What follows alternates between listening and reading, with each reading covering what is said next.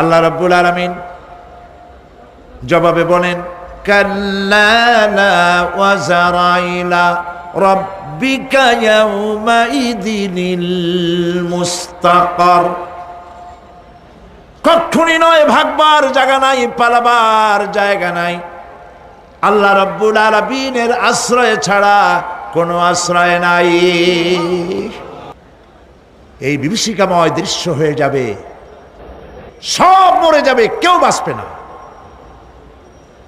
মালাকুল মউতকে আল্লাহ পাক জিজ্ঞেস করবেন, কে এখন বেঁচে আছে আর কারা বেঁচে আছে? তিনি বলবেন, হযরতে জিবরাইল, হযরতে মিকাইল, হযরতে ইসরাফিল। আল্লাহ পাক নির্দেশ করবেন, এদের জান কবজ করো। ইসরাফিল, মিকাইল জান কবজ হবে। হযরতে জিবরাইল আমিন শাদীদুল কুওয়া, প্রচন্ড ক্ষমতা আল্লাহ তাকে দান করেছেন, সুবহানাল্লাহ বলেন। দুনিয়ার সব নবীদের কাছে বাণী বহন করে নিয়ে আসছেন পূর্ণ অথেন্টিসিটির সাথে, সুবহানাল্লাহ। আল্লাহ পাক যাকে বলেছেন রূহুল আমিন, নবী করিম সাল্লাল্লাহু আলাইহি সাল্লামের মেরাজের রাত্রে যে কথা বলা হয়েছে, ওয়ালাকাদ রাহু বিল উফুকিল মুবিন, পশ্চিম দিক বলয় তিনি যে দেখতে পেয়েছিলেন, তাফসীর বলছে হযরতে জিবরাইলের পূর্ণ আকৃতিতে নবী করিম সাল্লাল্লাহু আলাইহি সাল্লাম তাকে দেখতে পেয়েছিলেন। হযরতে জিবরাইল যখন দুনিয়া আসেন, কোন কোন কিতাবে লেখা হয়েছে 600 ডানা আছে তার, দুই ঝাপটায় আকাশ থেকে জমিনে চলে আসেন, সুবহানাল্লাহ। হযরতে জিবরাইলকে আল্লাহ পাক বলবেন তাকে মওত দাও, হযরতে জিবরাইলও বিদায় হয়ে যাবে। আল্লাহ প্রশ্ন করবেন, এখন আর কে বাকি? মান বাকিয়া ইয়া মালাকাল মউত।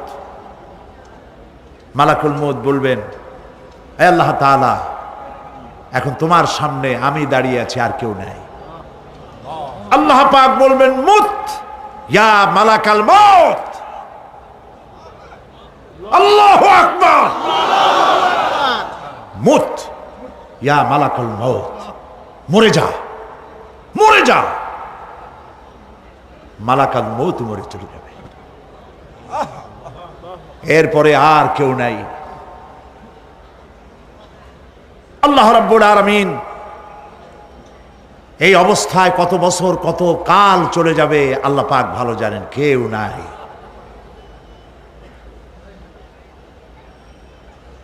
আজকের রাজত্ব কার? আল্লাহ প্রশ্ন করবেন, আজকের রাজত্ব কার? আল্লাহ পাক আওয়াজ দিবেন, বলবেন, আজকের রাজত্ব কার? কোনো জবাব নাই, আকাশের নাই, জমিনের নাই, আকাশও তো নাই, কারো কোনো জবাব নাই।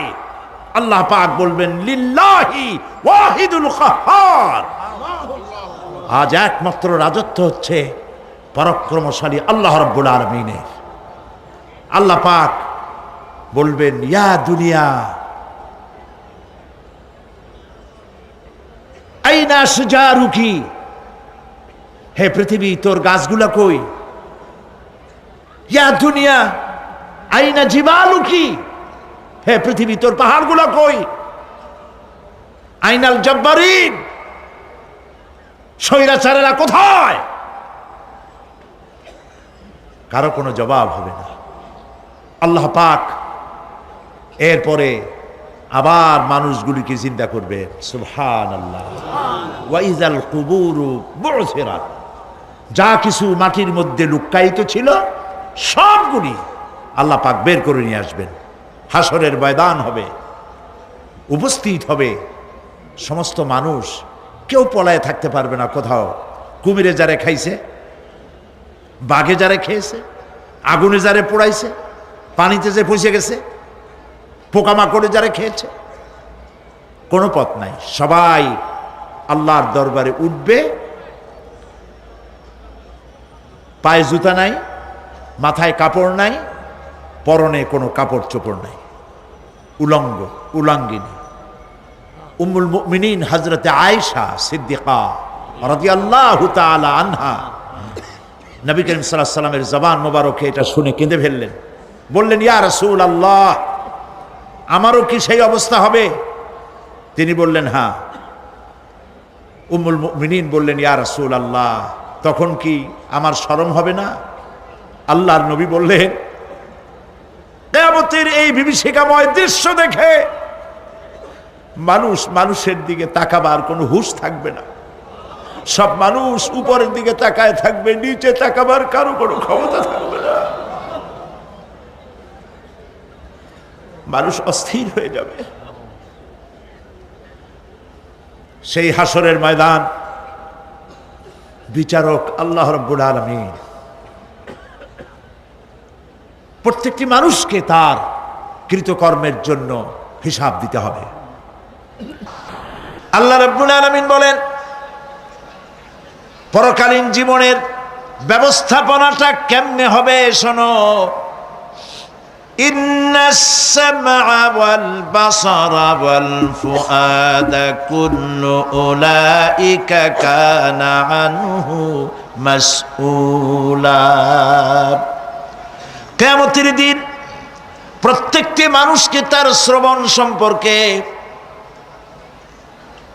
তার দৃষ্টি সম্পর্কে, আর অন্তঃকরণের কল্পনা সম্পর্কে প্রত্যেকটি ব্যাপারে আল্লাহ পাক জিজ্ঞাসা করবেন। কান দিয়েছিলাম, কি শুনেছো? যা শুনছো তা আমল করেছো কিনা? আমার নিষেধ করা জিনিসগুলি শুনছো নাকি? কানের জবাব দিতে হবে। কান আল্লাহ পাক দিয়েছেন, সুবহানাল্লাহ। আল্লাহ পাক দিয়েছেন কান।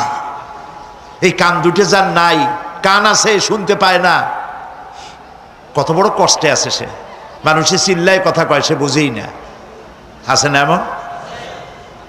এই কানের সম্পর্কে প্রশ্ন করা হবে, শ্রবণ সম্পর্কে, দর্শন সম্পর্কে প্রশ্ন করা হবে। যা দেখতে নিষেধ করেছি সেগুলো দেখছো নাকি? এর শুকরিয়া আদায় করেছো নাকি? দুটি চোখ, এর শুকর আদায় করা কি সম্ভব ভাই? আদায় করা সম্ভব? এই দুটি চোখ যদি না থাকতো, আমার গর্ভধারিণী মাকে দেখতে পারতাম না। এই সুন্দর চোখ দুটি যদি আল্লাহ না দিতেন, আল্লাহর এই সুন্দর সৃষ্টি দেখা থেকে বঞ্চিত হয়ে যেতাম। আল্লাহকে বলি, মনিব, হে বিশাল আকাশের মালিক, তুমি দয়া করে না চাইতে আমাদের শরীরে যা দিছো নিয়ামত, মৃত্যুর আগে ছিনায় নিও না। দুটি চোখের শকর আদায় করতে পারবো না। চোখের মধ্যে পানি আছে, কান্নার পানি না, সব সময় চোখে পানি আছে। চোখে আমরা পলক দেই না? কত কুদরত আল্লাহ পাকে। এই পৃথিবীতে দিনে রাতে অসংখ্য পলুয়েশন, রোগ জীবাণু সমানে উঠতেছে। এখন যদি মাইক্রোস্কোপ যন্ত্র এখানে থাকতো, তাহলে দেখতেন এই পরিবেশটা কত দূষিত, কত পলিউশন, কত জার। এগুলি নাকের মধ্য দিয়ে পেটে যাচ্ছে, চোখের মধ্যে ঢুকতেছে। এই চোখ সম্পর্কে আল্লাহ রাব্বুল আলামিন প্রশ্ন করবেন, অন্তঃকরণ সম্পর্কে প্রশ্ন করবেন। জবাব দেওয়া সেদিন বড়ই কঠিন হয়ে যাবে। এই জন্য আল্লাহ রাব্বুল আলামিন দুনিয়াবাসীকে সতর্ক করে দিচ্ছেন। তিনি আরো বলছেন, ওয়ালাকাদ খালাকনাল ইনসানা ওয়া না'লামু মা তুওয়াসবিসু বিহি নাফসু ওয়া নাহনু আকরাবু ইলাইহি মিন হাবলিল ওয়ারিদ। মানুষ সৃষ্টি করেছি আমি, তার অন্তঃকরণে কি চিন্তা হয়, কি কল্পনা হয় তাও জানি আমি। আর আমি আমার বান্দার যেই সাহারাগের উপরে মাথাটা খাড়া আছে, এই রোগের চাইতেও আমি বান্দার বেশি নিকটে। আল্লাহ পাক গোপন রাখেন নাই, বলে দিছেন আমি কিন্তু এখানে আছি। সুবহানাল্লাহ। আচ্ছা বলেন তো আল্লাহ কোথায় আছেন? এটি একটি মুশকিলের প্রশ্ন। সাধারণত লোকেরা বলে আল্লাহ সব জায়গায় আছে। এই কথা, এই জবাব সঠিক নয়। আকীদা সাফ হতে হবে। আল্লাহ সব জায়গায় আছে এই কথা সঠিক নয়। যদি আল্লাহ সব জায়গায় থাকেন তাহলে দুনিয়ার সব জায়গা ভালো না, কিছু কিছু খারাপ আছে, তাহলে খারাপ জায়গায়ও থাকতে হয়। নাউযুবিল্লাহ বলেন। আল্লাহ কোথায় আছে এই প্রশ্ন আল্লাহরই করি। সওয়ালে মুকদ্দারের জবাব, পৃথিবীর মানুষ আল্লাহকে প্রশ্ন করবে তুমি কোথায় আছো। রব্বুল আলামিন প্রশ্ন করার আগে জবাব দিয়ে দিয়েছেন, আর রাহমানু আলাল আরশি ইস্তাওয়া। আল্লাহ পাক আরশে আজিমে আছেন। কোথায় আছেন বলে? এক আঙ্গুল আকাশের দিকে উঁচু করে বলেন আল্লাহ কোথায় আছেন? আরশে আজিমে আছেন। সুবহানাল্লাহ। আর কিয়ামতের দিন বেনামাজিরা সবচাইতে বেশি অপমানিত হবে। সবচাইতে বেশি অপমানিত হবে কারা? বেনামাজিরা। কিভাবে? ইয়াউমা ইউকশাফু আন সাকিন ওয়া ইউদআউনা ইলাস সুজুদি ফালা ইস্তাতিউন। সেদিন কঠিন সময় আল্লাহ রাব্বুল আলামিন লোকদেরকে সিজদা করার জন্য বলবেন, কিন্তু যারা বেনামাজি ছিল দুনিয়ায় তারা সিজদা দিতে পারবে না। বলেন নাউযুবিল্লাহ।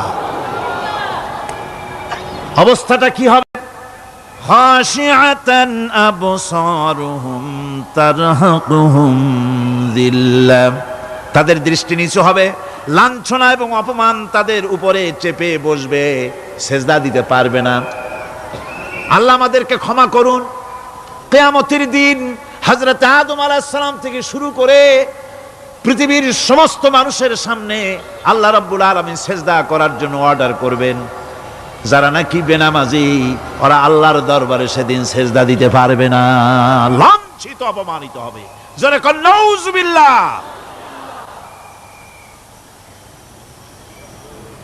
নামাজ, মুমিনের নামাজ একরকম, মুনাফিকের নামাজ হলো আর এক রকম।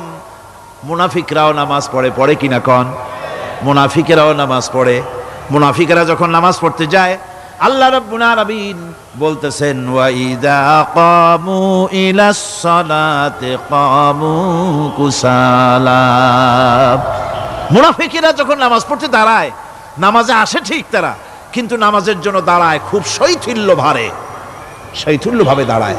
কাহিলি, সুস্তি, এ জায়গা চুলকায়, পায়জামা ধরে টান দেয়, টুপিটা ঘুরে আয়, এদিক ওদিক তাকায়। মুনাফিকের নামাজ দেখলেই ঠিক পাওয়া যায় যে বেটা মুনাফিক। এইভাবে সে দাঁড়ায়। তার নামাজটা কি জন্য? ইউরাউনান নাসা ওয়া লা ইয়াযকুরুনাল্লাহা ইল্লা কালিলা। তাদের নামাজ হচ্ছে মানুষকে দেখাবার নামাজ। নাউযুবিল্লাহ। এখন দেখবেন এই মৌসুম আসছে, নামাজের মৌসুম, বেনামাজিদের নামাজের মৌসুম। জনসভা হচ্ছে, নির্বাচন আসতেছে, নামাজে রক্ত হয়ে গেছে, তাড়াতাড়ি আজান হয়ে গেল। টুপি না থাকলে রুমাল একটা মাথায় দিল, উজু আছে কি না আছে, আল্লাহু আকবার, যা আছে কপালে হয়ে যাক। মানুষকে দেখাবার জন্য এরা নামাজ পড়ে। এরা আল্লাহর শরণার্থে নামাজ খুব কম লোকই করে। এরা হচ্ছে মুনাফিক। দুনিয়া এবং আখিরাতে কল্যাণের জন্য একমাত্র মাধ্যম হচ্ছে নামাজ। দুনিয়াও যদি কল্যাণ চাই, আখিরাতেও যদি কল্যাণ চাই, তাহলে এর জন্য কি করতে হবে? কি করতে হবে? আমার কথা নয়, আল্লাহ রাব্বুল আলামিনের কথা শুনুন। রব্বুল আলামিন বলেন, ক্বাদ আফলাহাল মুমিনুন আল্লাযীনা হুম ফি সালাতিহিম খাশিউন ওয়াল্লাযীনা হুম লিয-যাকাতি ফাঈলুন ওয়াল্লাযীনা হুম লিফুরুজিহিম হাফিজুন। নিশ্চিতভাবে সেই সব মুমিন কল্যাণ লাভ করবে, নিশ্চিতভাবে।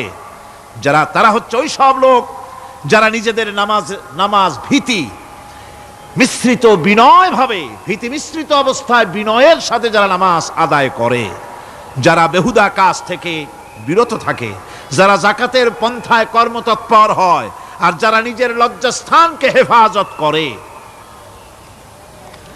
এরপরে আল্লাহ পাক বলেন ওয়াল্লাযীনা হুম লিআমানাতিহিম ওয়া আহদিহিম রাউন ওয়াল্লাযীনা আলা সালাওয়াতিহিম ইউহাফিজুন ওয়াল্লাযীনা আলা সালাতিহিম হাফিজুন, আর যারা তাদের আমানতকে পূর্ণ করে, আমানত এবং তাদের ওয়াদা চুক্তি পূর্ণ করে, এবং যারা নিজেদের নামাজ সমূহকে পূর্ণভাবে হক আদায় করে নামাজ পড়ে, নামাজের যারা হেফাজত করে, এরা কারা?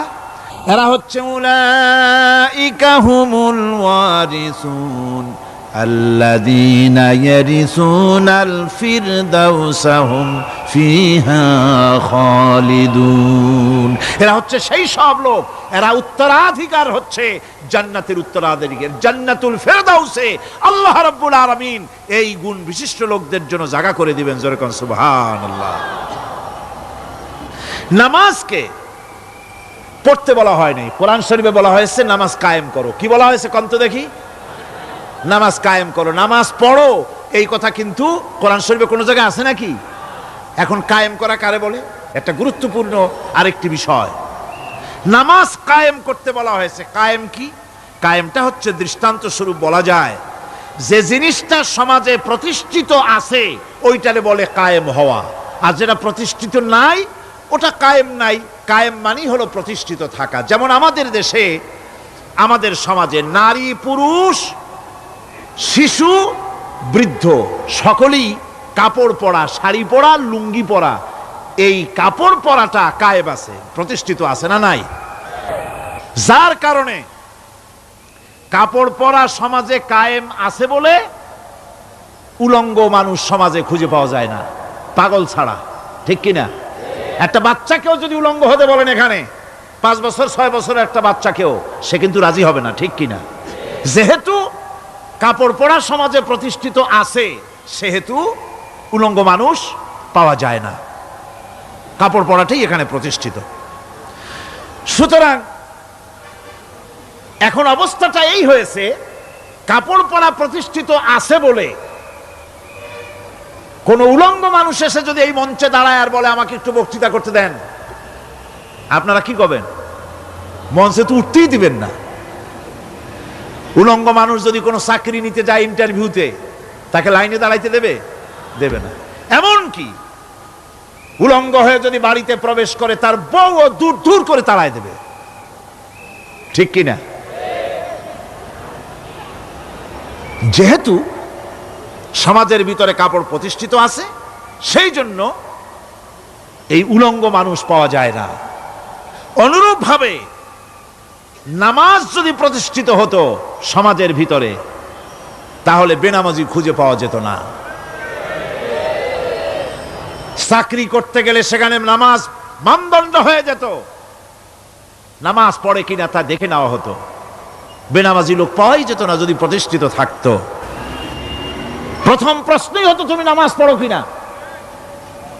ইলেকশনে যদি একজন উলঙ্গ মানুষ এসে দাঁড়ায়, ভাইরা এবার আমার বোতল মার্কা বাক্স, উলঙ্গ মানুষ এসে ভোটে দাঁড়াইছে, আপনারা ভোট দিবেন? দিবেন। ওইটা কাপড় প্রতিষ্ঠিত আছে বলে, লুঙ্গি প্রতিষ্ঠিত সমাজে আছে বলে উলঙ্গ মানুষকে আপনি ভোট দিবেন না। নামাজ যদি প্রতিষ্ঠিত থাকতো সমাজে, বেনামাজি মানুষ যদি এসে মঞ্চে দাঁড়ায়া যতই বলতো আমি ক্ষমতায় গেলে এই করব সেই করব, নামাজ প্রতিষ্ঠিত থাকলে পরে বেনামাজিরে কেউ ভোট দিত না। নামাজ যদি প্রতিষ্ঠিত থাকতো তাহলে অফিসের অফিসার তো দূরের কথা, বেনামাজি অফিসের ঝাড়ুদারের চাকরিও তার কিসমতে জুটত না যদি নামাজ প্রতিষ্ঠিত থাকতো। এর নাম হলো নামাজ কায়েম হওয়া। নামাজ কায়েম থাকলে এই অবস্থার সৃষ্টি হতো। এই জন্য আল্লাহ পাক বলেছেন নামাজকে কায়েম করতে হবে। নামাজ হবে সব ভালো কাজের মানদণ্ড। সমস্ত ভালো কাজের মানদণ্ড কি? নামাজ। নিয়মানুবর্তিতা, সময়ের জ্ঞান শিখায় নামাজ। নামাজ মানুষে কি শিখায়? আল্লাহ রাব্বুল আলামিন বলছেন ইন্নাস সালাতা কানাত আলাল মুমিনিনা কিতাবাম মাওকুতা। নিঃসন্দেহে নামাজ মোমেনদের নিয়মানুবর্তিতার সাথে ফরজ করা হয়েছে, তাদের উপরে নিয়মানুবর্তিতার উপরেই, সময়ের উপরে নামাজকে ফরজ করা হয়েছে। আপনার আন্দাজ মতো আপনি পড়তে পারবেন না, সময় মতো পড়তে হবে, আউয়াল ওয়াক্তে পড়তে হবে। আমার দেশের মসজিদগুলিতে ফজরের নামাজ পড়া হয় এমন সময় পূর্ব দিক ফর্সা হয়ে যায়। ইমাম সাহেব যদি ভুল করেন, নামাজ যদি দোহরাতে যান, তাহলে সূর্য উদয় হয়ে যাবে, এমন অবস্থা। নামাজ এত দেরিতে পড়া হয়। প্রত্যেক ওয়াক্তের নামাজ আউয়াল ওয়াক্তে পড়ার জন্য রাসূল সাল্লাল্লাহু আলাইহি ওয়াসাল্লাম তাগিদ করেছেন। সময়ের দিকে লক্ষ্য রাখতে বলা হয়েছে। যেই জাতির, লক্ষ্য করুন, যে জাতির দৈনিক 5 বার টাইমলি, অক্ত মতো, সময় মতো নামাজ আদায় করতে হয়, দুর্ভাগ্যজনক সত্য, সেই জাতির কাছে সময়ের কোনো দাম নাই। এবার আমি আপনাদের সামনে বলতে চাই, আল্লাহর নবী জনাবে মুহাম্মদ রাসূলুল্লাহ সাল্লাল্লাহু আলাইহি ওয়াসাল্লাম নামাজের ব্যাপারে কি বলছেন। এতক্ষণ তো আল্লাহর কথা শোনালাম, কার কথা শোনাইছে? আমার আল্লাহর নবী বলেন, নবীকে প্রশ্ন করা হলো, ইয়া রাসূলুল্লাহ, আইয়ু শাইইন আহাব্বু ইনদাল্লাহি ফিল ইসলাম, ইসলামের মধ্যে আল্লাহর কাছে কোন জিনিসটা বেশি প্রিয়? আল্লাহর কাছে ইসলামের কোন জিনিসটা বেশি প্রিয়? হুজুর বললেন, as-সালাতু লিওয়াক্তিহা, মান তারাকা সালাতান ফালা দীনা লাহু ওয়াস-সালাতু ইমাদুদ্দিন। আল্লাহর কাছে সবচাইতে বেশি প্রিয় হচ্ছে নামাজ। সবচাইতে প্রিয় কি? নামাজ। ওয়াক্ত মতো নামাজ আদায় করা আল্লাহ পাকের বেশি প্রিয়। আর এই নামাজ হচ্ছে দ্বীনের খুঁটি। এটা দ্বীনের কি? খুঁটি। এই যে খুঁটিগুলো আছে, খুঁটিগুলো ফালাই দিলে তারপর আপনার এই প্যান্ডেল থাকবে? থাকবে না। বিল্ডিং এর পিলার ভেঙে দেন, বিল্ডিং টিকবে? ঘরের খুঁটিগুলি উড়ায় ফেলেন, ঘর টিকবে? টিকবে না। দ্বীনের খুঁটি হচ্ছে নামাজ। লা দীনা লিমান লা সালাতা লাহু, যার কাছে দ্বীন নাই, যার কাছে নামাজ নাই, তার কাছে কি নাই? দ্বীন নাই, ঈমান নাই। আল্লাহর নবী বলেছেন, ওয়ান জাবিরিন রাদিয়াল্লাহু তাআলা আনহু قال قال رسول الله صلى الله عليه وسلم بين العبد وبين الكفر ترك الصلاة।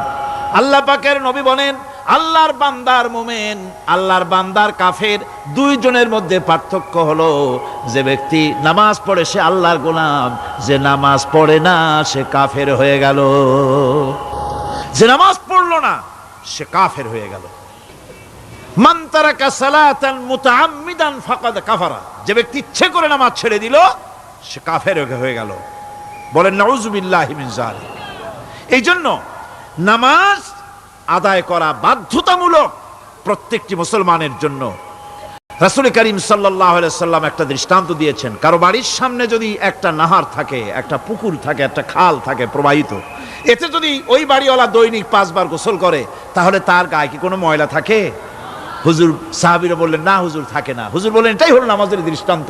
5 ওয়াক্ত নামাজ যে আদায় করবে, সে গুনাহ থেকে আল্লাহ পাক তাকে পবিত্র করে দিবেন। সুবহানাল্লাহি বিহামদিহি। আমার ভাইয়েরা, নামাজ পড়লে পরে এক জুমা থেকে আর এক জুমা পর্যন্ত মানুষ যে সমস্ত গুনাহ করে, কবিরা গুনাহগুলি বাদে, শিরক আর কবিরা গুনাহগুলি বাদে যত গুনাহ আছে তার কাফারা হয়ে যায়। নামাজ যে সঠিকভাবে আদায় করবে, এই নামাজটা একটা কঠিন কাজ। নামাজটা কি কাজ? কে বলতেছেন এ কথা? আল্লাহ পাক। ওয়া ইন্নাহা লাকাবীরাতুন ইল্লা আলাল খাশিঈন। নামাজ একটা ভারী জিনিস, একটা কঠিন জিনিস। কাদের জন্য কঠিন নয়? যারা নাকি আল্লাহ পাককে ভয় করে। আল্লাযীনা ইয়াযুন্নুনা আন্নাহুম মুলাকু রাব্বিহিম ওয়া আন্নাহুম ইলাইহি রাজিউন। যারা নাকি একথা মনের ভিতরে ধারণা করে যে আল্লাহ রাব্বুল আলামিনের দরবারে আমার হাজির হওয়া লাগবে, মোলাকাত করা লাগবে, এই চিন্তা যারা করে, তাদের জন্য নামাজ মোটেই কষ্টকর নয়, নামাজ মোটেই তাদের জন্য অসহনীয় নয়, বোঝা নয়, ভার নয়। তারা নামাজ আদায় ঠিকই করবে। এই জন্যে বিবি বাল বাচ্চা সকলকে নামাজের জন্য তাগিদ করতে হবে। যত ভাই এখানে এসেছেন নিজেরা পড়বেন, বিবি বাল বাচ্চাকে তাকিদ করবেন। আল্লাহ পাক বলছেন, وأنذر عشيرتك الأقربين। তোমার নিকটবর্তী যারা আছে তাদেরকে তুমি আল্লাহর ভয় দেখাও, নামাজের জন্য তাদেরকে বলো আল্লাহর ভয় তাদের অন্তঃকরণের মধ্যে সৃষ্টি করে দাও। আর এই নামাজ পড়তে হবে জামাতের সাথে। নামাজ পড়তে হবে কিছুর সাথে? জামাতের সাথে। রাসূল করিম সাল্লাল্লাহু আলাইহি ওয়াসাল্লাম বলছেন, হুজুরের কাছে, আল্লাহর নবীর কাছে, হযরতে আবু হুরায়রা রাদিয়াল্লাহু তাআলা আনহু হাদিসটি বর্ণনা করেছেন। হুজুরের কাছে একজন অন্ধ লোক এলো। সেই অন্ধ লোক এসে বললেন, হুজুর আমি তো চোখে দেখি না, জামাতের যে গুরুত্বের কথা আপনি বললেন, আমাকে কি রুখসত দেওয়া যায় নাকি? আমি অনেক সময় সাথী সঙ্গী পাই না, আমাকে কি রুখসত দেওয়া যায় নাকি? হুজুর বললেন, হ্যাঁ তোমাকে রুখসত দেওয়া গেল। অন্ধ যখন হেঁটে যাচ্ছিলেন, নবীজি তাকে আবার ডাকলেন, ডেকে জিজ্ঞেস করলেন, অন্ধ নামাজের মসজিদের আজান কি তোমার কানে যায়? বলে, হ্যাঁ আমি আজান শুনি। হুজুর বললেন, আজানের জবাব দিবা, মসজিদে এসে জামাতে নামাজ পড়বা। একজন অন্ধকে রুখসত দেওয়া হয় নাই। মসজিদে আজান শোনার পর ঘরে বসে যদি নামাজ আদায় করেন, নামাজের হক আদায় হবে না। হুজুর সাল্লাল্লাহু আলাইহি ওয়াসাল্লাম বলেছেন, মসজিদে আজান হওয়ার পর যে ব্যক্তি ঘরে বসে নামাজ পড়ে, আমার ইচ্ছা হয় ঘরটা আগুন দিয়ে জ্বালায় দেই। কে বলতেছেন? রাহমাতুল লিল আলামিন বলতেছেন। রাহমাতুল লিল আলামিন বলতেছেন। ঘরের মধ্যে যদি মেয়ে লোক আর বাচ্চারা যদি না থাকতো, তাহলে আমার ইচ্ছা হয় আমি বলি আগুন দিয়ে ঘরটারে জ্বালায় দাও। এই ঘরের মহব্বতেই তো সে বাইর হয় না। নামাজের এত বড় গুরুত্ব দেওয়া হয়েছে। আমার বন্ধুগণ, এই নামাজের জামাতি আল্লাহর নবী জীবনের শেষ নামাজ জামাতে আদায় করেছেন। জীবনের শেষ নামাজটাও জামাতে আদায় করলেন। তখন তার এমন অবস্থা, এত অসুস্থ, দাঁড়াতে পারেন না, হাঁটতে পারেন না। দুইজন সাহাবীর কাঁধের উপরে ভর করে তারপরে বহু কষ্ট করে মসজিদে গিয়ে নামাজ আদায় করেছেন। খুতবা দিয়েছেন। বললেন, খুতবা দিতে গিয়ে বললেন, আজ থেকে মসজিদে নববীর চতুর্দিকের সকলের দরজা বন্ধ হয়ে যাবে, শুধু আবু বকরের দরজাটা খোলা থাকবে। আল্লাহর নবী বললেন, আল্লাহ রাব্বুল আলামিন এই পৃথিবীতে তার এক বান্দাকে জাগতিক সব সম্পদ দিতে চেয়েছিলেন, কিন্তু সে বান্দা সব জাগতিক সম্পদকে উপেক্ষা করে মাবুদের সঙ্গে দেখা করা বেশি জরুরি, বেশি পছন্দ মনে করেছেন। এতটুকুন কথা নবীজি বললেন, কেউ কিছু বুঝলো না। হযরতে আবু বকর রাদিয়াল্লাহু তাআলা আনহু হুজুরের এই কথা শুনে কাঁদতে কাঁদতে তিনি অস্থির হয়ে যাচ্ছেন। সাহাবীরা চিন্তা করলেন, হুজুর কার কথা বলেছেন, তাতে কান্নার কি আছে? বয়োবৃদ্ধ, জ্ঞান বৃদ্ধ হযরতে আবু বকর রাদিয়াল্লাহু তাআলা আনহু বুঝতে পেরেছেন, এই পৃথিবীর সব সম্পদ তো আল্লাহ হুজুরকেই দিতে চেয়েছিলেন। তিনি সমস্ত সম্পদকে উপেক্ষা করে তার মাবুদের সঙ্গে দেখা করার জন্য প্রস্তুতি নিয়েছেন। তার মানে হলো আল্লাহর নবী বিদায় হয়ে যাবেন, আমরা নবী থেকে এতিম হয়ে যাব। নবীজি ঘরের মধ্যে প্রবেশ করলেন। প্রচন্ড জ্বর এলো। এই প্রচন্ড জ্বর নিয়ে তিনি শুয়ে আছেন, কখনো বেহুশ কখনো হুশ। এর মধ্যে সারা জান হয়ে গেল। সাহাবীরা বহুক্ষণ অপেক্ষা করে হযরত আবু বকরের ইমামতিতে নামাজ শুরু করলেন।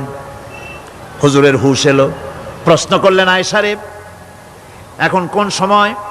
হযরত আয়েশা বলেন, ইয়া রাসূলুল্লাহি, মসজিদে নববীতে নামাজ শুরু হয়ে গেছে। সাহাবীরা অনেকক্ষণ অপেক্ষা করে আমার বাবার ইমামতিতে নামাজ পড়তেছে সবাই, কিন্তু সাহাবীরা কেঁদে কেঁদে নামাজের মধ্যেই কাঁদতে কাঁদতে অস্থির হয়ে যাচ্ছে।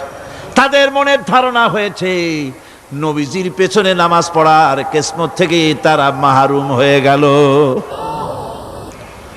নবীজি বলেন, আয়েশা দরজা খুলে দাও আর আমার মাথাটা একটু উঁচু করে ধরো, আমি একটু নামাজের দৃশ্যটা দেখি।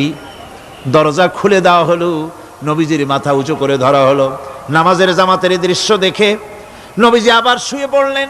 হযরত মা আয়েশা লক্ষ্য করে দেখেন নবীজির দুই চোখের কোণা দিয়া পানি পড়তেছে।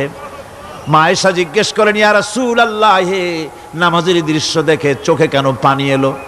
হুজুর বলেন, আয়েশা রে, এটা কোনো দুঃখের পানি নয়, এটা তৃপ্তির পানি। এই যে জামাত নামাজ পড়তেছে লোকেরা, এই জামাত কায়েমের জন্য তায়েফের ময়দানে অনেক রক্ত আমার ঝরেছে। উহুদের ময়দানে দান্দান মুবারক শহীদ হয়েছে, সাহাবায়ে কেরাম জীবন দিয়েছে। এই যে জামাত আমি দেখতে পেলাম, ভবিষ্যতের একটা ছবি যেন চোখে ধরা পড়লো। আমার মনে হলো কিয়ামত পর্যন্ত এই পৃথিবীতে আমার যত উম্মত আসবে তারা এইভাবে করে জামাতে নামাজ আদায় করবে।